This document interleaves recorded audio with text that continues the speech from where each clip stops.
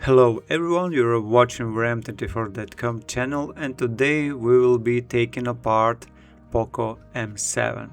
First we need to remove the SIM card tray. We use a SIM eject tool, insert it into the hole and gently push the tray out. Next we need to heat the back cover to approximately 70 Celsius degree or 160 degrees Fahrenheit. We are using a heating mat, but you can also use a heat gun or a hair dryer. And after about 5 to 10 minutes, we can begin separating the back cover. We use a thin plastic film, carefully insert it into the gap between the back cover and the mid frame and slowly work our way around the edge, cutting through the adhesive. As always, be especially careful around the camera module, since the camera lenses are located in this area, and take extra care not to damage them. Also, don't insert the plastic film or any other tool too deeply under the back cover, because we don't know what components are located underneath. And we carefully continue working our way around the edge, cutting through the adhesive until the back cover can be opened. Please note that the back cover is also additionally glued around the camera area. Here you can use a small tool to gently lift the cover and separate the adhesive in that section. Now we can remove the back cover. As you can see, there are no components attached to the back cover. Next, it is a good idea to protect the camera lenses. We use a protective film for this. Please note that the film should be applied to the rim around the lenses, not directly onto the lenses themselves.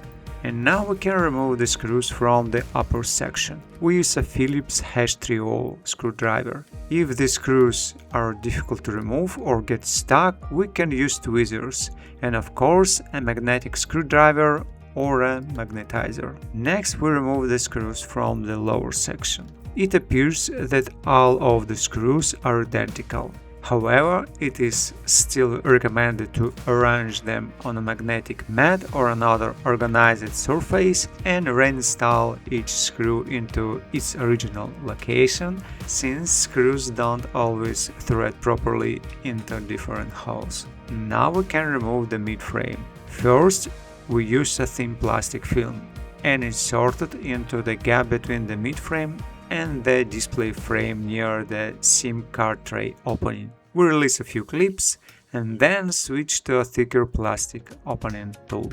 As always, be careful around the corners because the cover is held very tightly there. Also be careful around the edge of the display to avoid accidentally damaging it, since it is very fragile.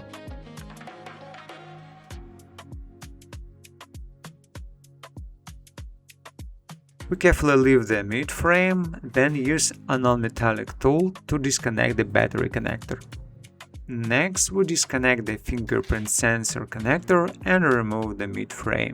The mid-frame contains the fingerprint sensor, contact pads and antenna traces. And now we move to the lower section. Here we need to remove the loudspeaker cover, which is secured with clips. Carefully release it and at the correct point lift it up and remove it. As you can see, the loudspeaker is integrated into this cover. Next we disconnect the coaxial cable connector, disconnect the interconnect flex cable connector and peel back the heat dissipating film from the vibration motor. So now we can remove the subboard. Carefully lift it from the correct point and remove it.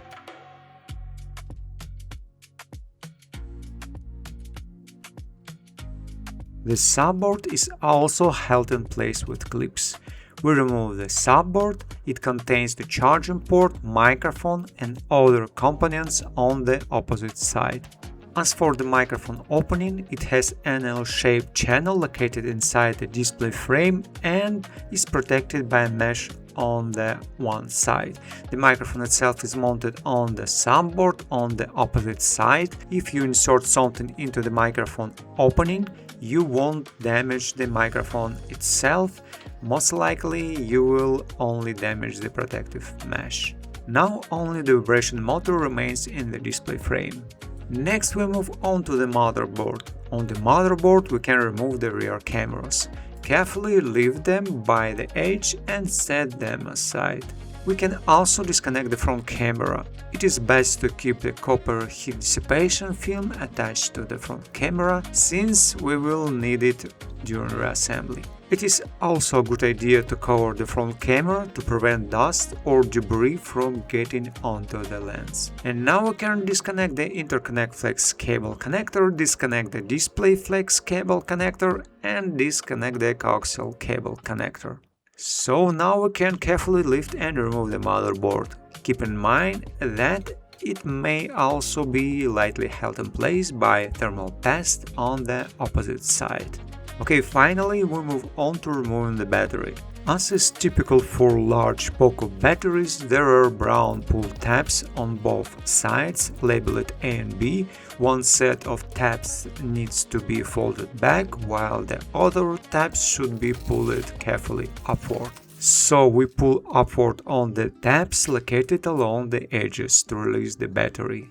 Under the battery there is a transparent adhesive film that protects the interconnect flex cables. And so that completes the disassembly. Thank you for watching, and we will see you again in our next videos, either on our Telegram channel or on our website.